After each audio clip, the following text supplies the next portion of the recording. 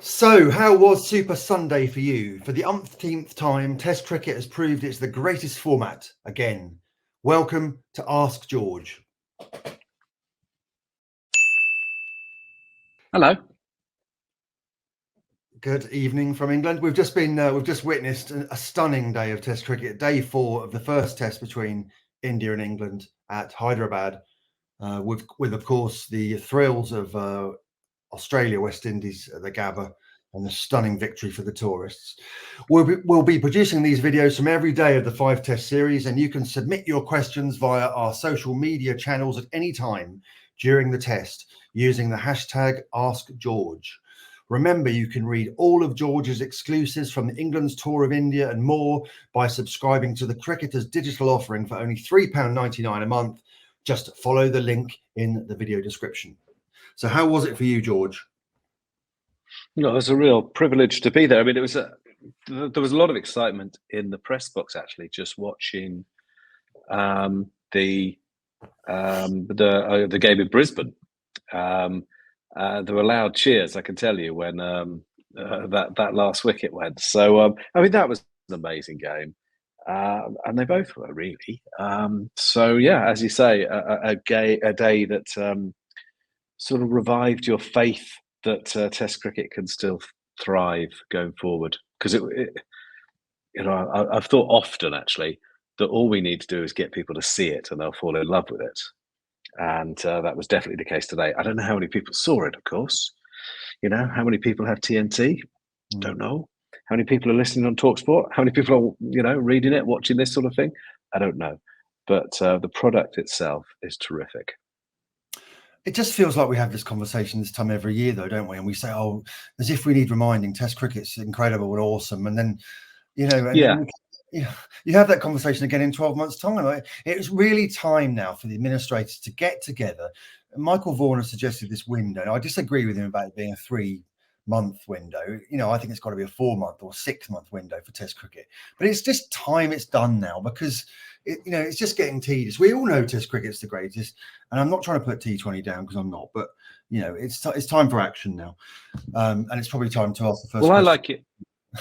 Okay, I like it all for what it's worth.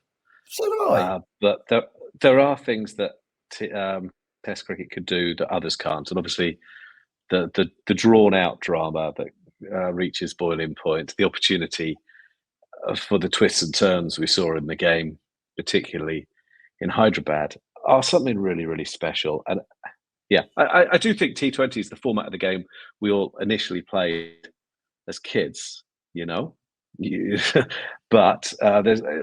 can love it all. It's like, you've got lots of children. Sorry, not lots of children, but more than one child. I mean, you don't have a preference. I mean, we know you prefer Honey, but we're not going to say that. I'm not. Where is Honey, by the way? Honey's a star. She's downstairs. She's howling earlier because my wife's gone to the supermarket. I heard her agent wouldn't let her come on again. That's right. Yeah, we're going to become. Look, don't get me wrong. I like all. Well, I love all format. I like all format. I love playing T20. It's a good format. Test is my favourite. I'm not going to hide behind that. Test no, it's fine. Yeah. Well, I think. I agree with you. It would be really nice. I have written about that today. I really hope that administrators. It's a huge responsibility they have, and I think they've become a bit.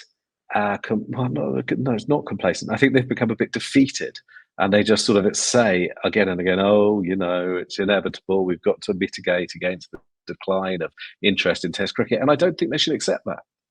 I don't. Anyway, let's get on with this. Yeah, I'm sure we'll probably cover this ground in some of these questions. So the first one is from Tom Hunt, and he says, "Is Test cricket in a good way the most ludicrous endeavour ever devised by human minds?" I mean, have you ever seen people Morris dancing? Or that thing they do in Somerset where they chase a cheese down a hill? There's some pretty weird things that people do. Or musicals. They're pretty weird. The bits where, I don't mind a good tune, but the bits where they say things, they sort of sing to each other, "Would you like a cup of tea?" And then they go back to just talking as if nothing happened. That's really strange. So there's lots of things that are weird. And I know that, playing a game for 5 days, which can end in a draw, can seem somewhat archaic in this day and age, but it still works. It still works. And it's been working for, 140 years, whatever it is. And it still can. So it might be more entertaining now than it's ever been. Not perfect, but it might be.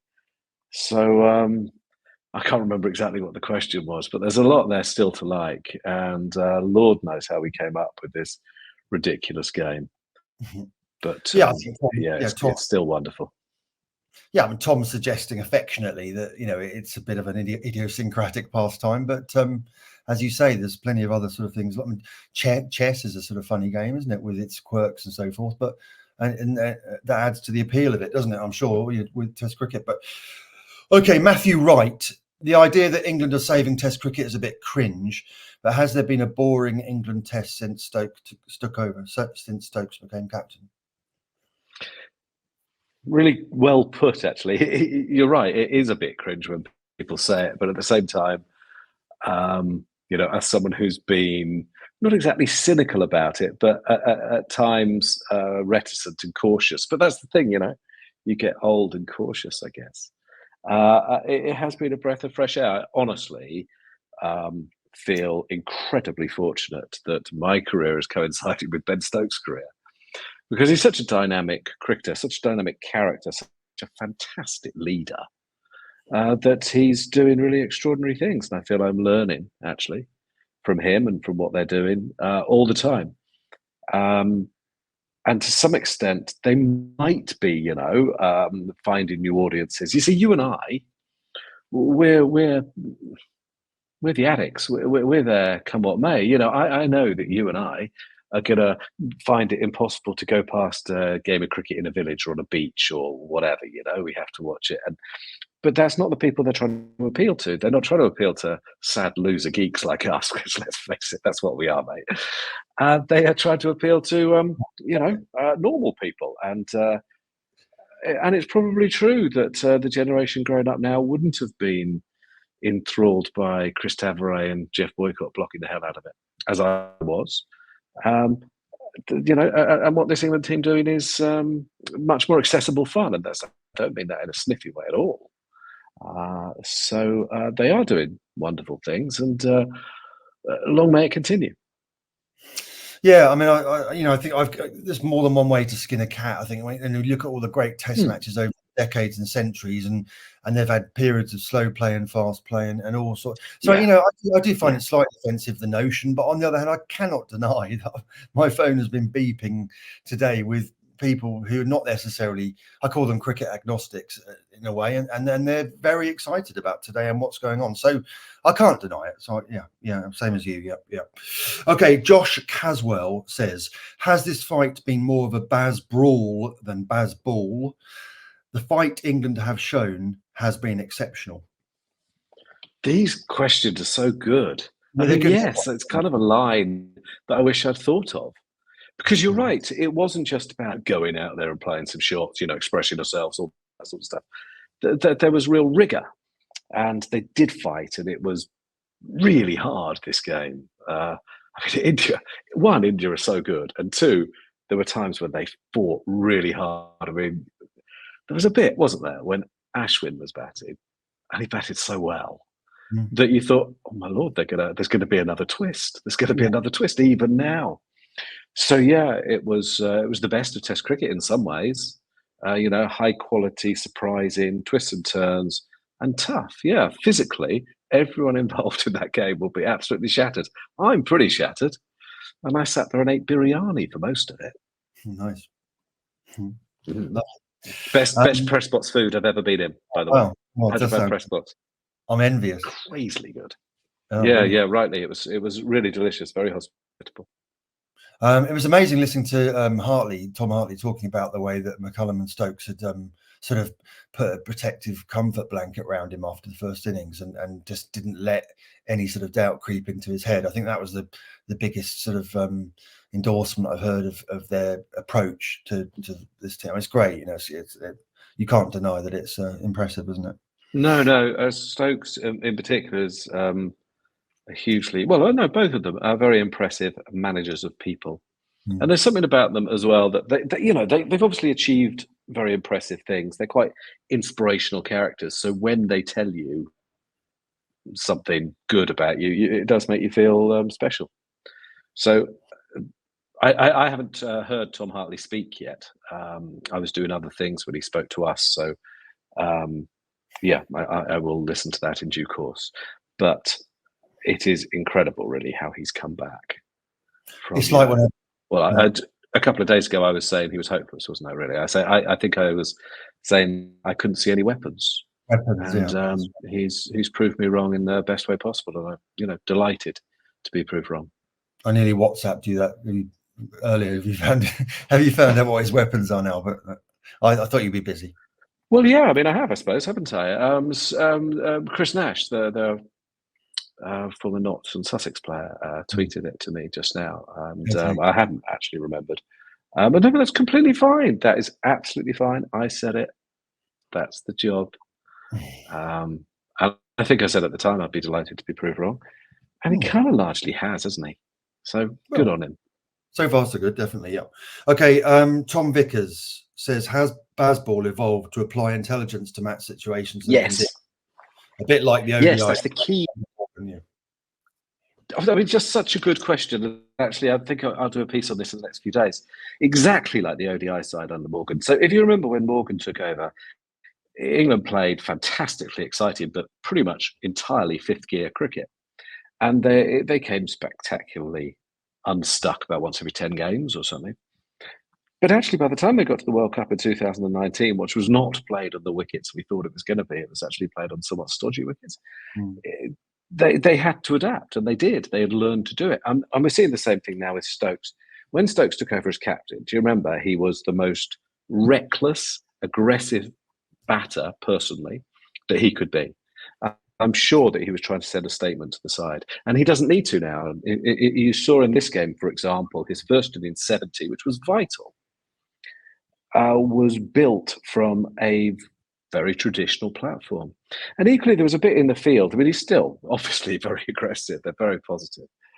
But there was a bit in the field at the start of the third day, was it? Where the first half hour in the day, I think India scored 6 runs. And they were dragging it back, trying to make sure that India didn't get too far ahead. And again, it proved absolutely crucial. So yes, he is showing there's some light and shade in the tactic, and they're a better side for it. Yeah, I mean, Crawley and Duckett are playing their natural games, aren't they? Just when Root gets a bit funky and so forth, it worries me a little bit. But yeah, sure. But they're all learning. They're all learning all the time. And what's really great about Joe Root is always trying to improve. Bat, bowl, field, it's always trying to improve, and I really like and admire that. Oh yeah, definitely. Great bloke. Okay, where are we now? Mike says, I've never been so wrong in my life. Has a captain and coach ever created such a change in mindset and belief before? It is absolutely staggering. Yeah, I mean, it is. Whether they've ever done it before, I don't know. I mean, Morgan Bayliss, I guess, was pretty dramatic, wasn't it? Yeah. And again, it did coincide. I feel bad for the last regime because I thought they were good people with good messages, actually. I don't think history will remember them that way, and it feels almost pointless to say it. But I did think they were a wee bit unfortunate that their period coincided with COVID and the horrible lockdown cricket that England had to play. They played more tests in that period. I mean, I don't think Australia played a single away test, did they? And England had COVID tours in West Indies, Australia, India, and they got slaughtered. They did, but there was a huge sense of release once they came out of that, and maybe they didn't. They had this sort of policy of trying not to complain about it very much, and maybe they should have complained a bit more, because I really do feel for those the people who were in that environment, because it was rubbish, and it would have been very difficult. So I do feel a bit sorry for the people who went before, Chris Silverwood, Ashley Giles, etc., etc. But yeah, the results are different. The entertainment level is different. There's no way around it. Yeah, they've done terrific things. Credit where it's due. There's no doubt about it. Okay, Nick Scribbler asks, I feel like the moniker Bazball is focusing on the wrong guy. This is 90% Stokes, isn't it? A rare combination of utter Yep. genuine belief, a leader of men, a clear plan, and the ability to lead from the front. Maybe it's Genball rather than Bazball. Sorry, Jez Ben rather than Bazball. Well, I always wanted to call it McStokes, but I absolutely agree that it's mostly about Stokes. I've said this before, actually. I always thought that it was a bit, but you know, that argument's over. It's that name's stuck. Andrew Miller has coined a phrase there that's going to last. That's how it's going to be remembered, and that's how it works sometimes, isn't it? So, but you're right. It is, you know, hugely about Ben Stokes because he's able to lead from the front. You see, even now when he can't bowl, even now when I don't know, he's still recovering from the knee operation. He produced a crazily good bit of fielding, didn't he? So you know, I do think that look, there are all sorts of problems. Let's not veer from one wild direction to another. India are probably still favourites in this series, aren't they? You would think. I mean, England won the first test in 2021, didn't they? And it will be really interesting to see how India react. As I say, at the moment, it's over a year since England have won a test series. This doesn't make everything perfect, but it is pretty incredible what they're doing. They are sort of playing in a way. The other thing, by the way, I should say that they've changed, I think, is the sort of laissez-faire attitude extended, I think, in the past to training. Not so much the nets and being in the England environment, but I didn't think people were that fit at times in the last few months. Certainly, I didn't think they were fit enough at the World Cup. And I think we've talked before that as soon as we saw them on this tour, they look really fit. They've all lost weight or gained muscle. And I think they have added, again, the rigour to the attitude. And that's a brilliant combination. So they're still evolving, they're still improving. And yeah, it's exciting to watch, isn't it? Absolutely, yeah. Okay. Dark Glasses says, are England making fools out of us, given comments about Pope and Hartley on day one? I don't know what the comments about Pope were. No, I suppose I do. Yeah, up to a point, I suppose. I mean, they're proving people wrong sometimes, including me, and that's fun, isn't it? I mean, that's fine. That's really, really good. I mean, you want to see people do well and flourish. I mean, I think everyone knew that Pope was very talented, and everyone knew that he was being built up by the team, and you could see why. I just wanted him to deliver, and he really, really did.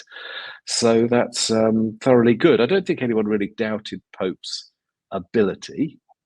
Hartley, I mean, I did doubt Hartley's ability, and yeah, he's you know, you can't argue with it. He's got better figures on debut than Jim Laker.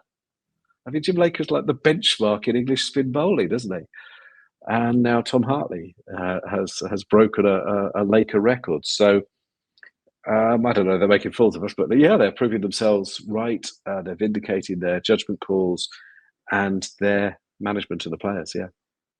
Cool. 4 more questions. So we'll crack on. Background noise asks, where does this place on the list of most incredible victories? I suppose it's like a turnaround. Well, I mean, overseas victories that I've seen, Adelaide 2010 was pretty amazing. A couple that series, actually. Mumbai 2012 was pretty amazing. I don't know. Cape Town was pretty good. Yeah, right up there. But to come from behind in this way, I suppose the obvious comparison is Leeds in 2019, maybe. But that was in English conditions. It's very special. Yeah, very special. Oh, obviously against a brilliant India side in their conditions. There's a bit in one of the pieces I've done with Rao Dravid's quotes, and they're worth reading.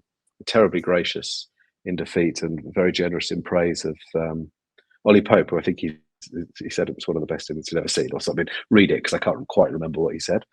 But yeah, very, very high praise from very high profile, knowledgeable people. Oh, he's a great man, isn't he? I mean, heading the 81, England were 227 behind. This match, they were amazing. 190 behind, weren't they? Yeah, so, but in India. Yeah, absolutely. Yeah. Okay.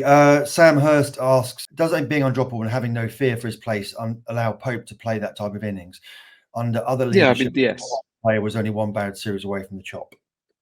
Yes. Yes. Yes. But to answer it briefly, succinctly for a change, how would Ramprakash and Hick have fared under this management? Better, I suspect. Yep, definitely. Okay. Ryan S asks, in a parallel universe, by how much did an England side with a traditional lineup playing conventional cricket lose by? I think they did play conventional, didn't they? Cool. Yeah, I don't know. I mean, were England playing conventional cricket in Mumbai in 2012? I don't know. They played really good cricket. Was KP's batting conventional? I don't know. I mean, it was largely, I suppose. But I don't know what you mean. Was Alistair? People used to not like the reverse sweep. It's not particularly unconventional at this stage, is it? Or all the other shots that are played. I mean, it seems terribly sensible. The game's always evolving. So I don't know. You said earlier that it's a bizarre expression, but there are apparently several ways of skinning a cat. Though it's a horrible one. Yeah. Who knows? I mean, who tried and why? Yeah. In fact, the TV coverage has kind of polarized fans. I think it's fair to say. I think some of the people have not enjoyed aspects of it, shall we say? But it was quite an interesting debate between Gavaskar and KP. Earlier, KP was sort of talking about switch hits and reverse sweeping and so forth, and Gavaskar said, "Well, actually, nail the basics. You just get your feet to the pitch of the ball with the spinners and so on." So, yeah. Well, I don't think are those two things in conflict, because I think KP had very good basics. Look, I used to do a column with Graham Hick years ago. I think it was the only column he ever did, and he wrote it nearly all the time. By the way, it was fantastic. Really thoughtful, worked on it himself. Anyway, just the side of Graham Hick you don't always see, I suppose. And I remember when KP hit that, switch hit Murali for 6 in a test at Edgbaston, and Hick was like, I can't even comprehend doing that. I don't think people understand the level of genius we've just seen. It's Graham Hick here. And he told me, and I may get this slightly wrong, so I'm pretty sure he told me that he didn't get a run in a series in Sri Lanka off Murali. I may be wrong, but maybe someone could check. I mean, I could check, couldn't I? But I think that's what he said to me. Or maybe he meant he got very, very few. And so the ability to be able to switch hit a 6 in a test match over point or cover or whatever it was, phenomenal. But I think Kevin had very good basic skills. He had good reach, good hands, good hand-eye coordination as well, but with a technique. So I don't know that those things are, you probably do have to have the basics. But Ollie Pope, I think, did trust his defence. But it's just sometimes he uses the sweep, particularly the reverse sweep, as a defence. But I don't think that's particularly radical at this stage. I think people have been doing that for a while. Okay. Simon Stokes, no relation to Ben, says, please fund Test cricket properly, ICC. 2 amazing Test matches that have shown the brilliance of the format. Don't make the players choose between earning a living and playing Tests. Here. Well, he's obviously right. And that can be fairly easily done if you have a different distribution model for both ICC events and, the Johnny Grave model, he's the West Indies chief executive, would be that the home board shares part of the revenue from its broadcast rights with the visiting team. So if West Indies went to India, for example, they might get 10, 15, 20%. It would mean the big players, particularly India, I guess, would have to take a hit. But unless we have opposition, it doesn't matter how good the sides are. It wouldn't be any fun. I don't think, if India just steamrolled all the opposition all the time, would it? No. Right, George, go and buy a beer. Go and have a beer. Are we done? Do you know what I'm doing? Got 10 minutes. Do you know what I'm doing there? Do I know what you're doing? Yeah, in the first question you said, would it be a bit odd if people sang to each other? With your life? No, I'm singing to you now because you said it would be funny if people did that in real life, wouldn't it? Oh, I see. So know that I've got 10 minutes till the bar shuts here. One last little fact. And you're singing to me. You're singing to me. Did you know? What are you doing to me? Did you know that on Christmas Day, Doctor Who broke into song for the first time ever? The new Doctor. How do I Well, press stop? end recording. Nice to see you, everyone. Now the second test is Friday, is it? Soon. Vizag. Looking forward to it. Yeah, good. Safe travels, mate. All the best. Cheers. Thank you.